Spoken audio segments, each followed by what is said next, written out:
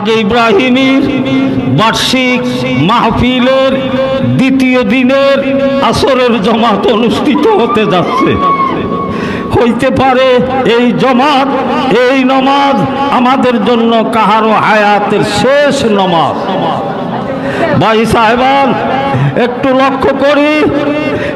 লক্ষ্য করি আগামী বছর হতে পারে এই জামাতের সময় আমি দুনিয়াতে নাও থাকতে পারি।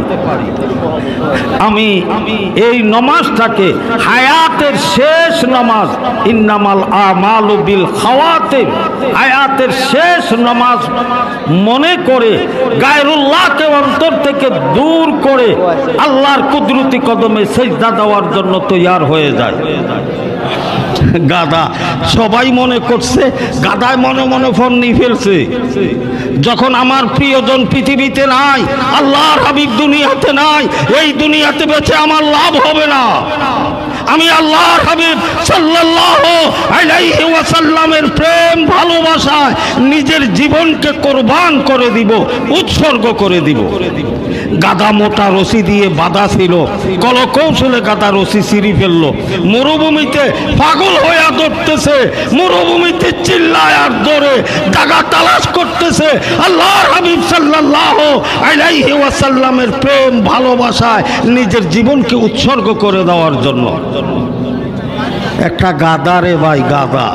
আমরা তো উম্মত, আমরা তো মানুষ। কি করছি আল্লাহর হাবিবের প্রেম ভালোবাসায়?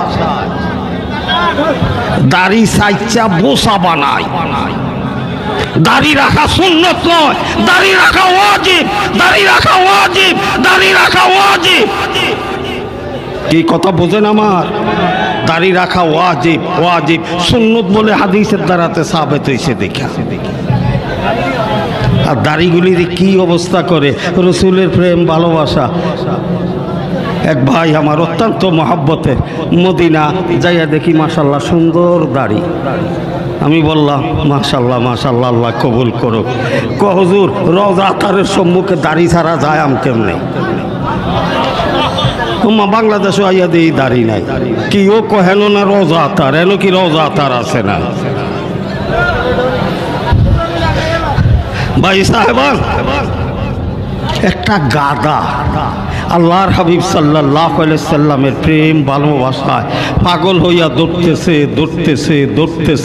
আর জায়গা তালাশ করতেছে আল্লাহর হাবিবের প্রেম ভালোবাসা নিজের জীবনকে কোরবান করে দেওয়ার জন্য। হঠাৎ গাদা দেখে মরুভূমির এক প্রান্তরে একটা গভীর কূপ দেখা যায়। গাদাটা কূপ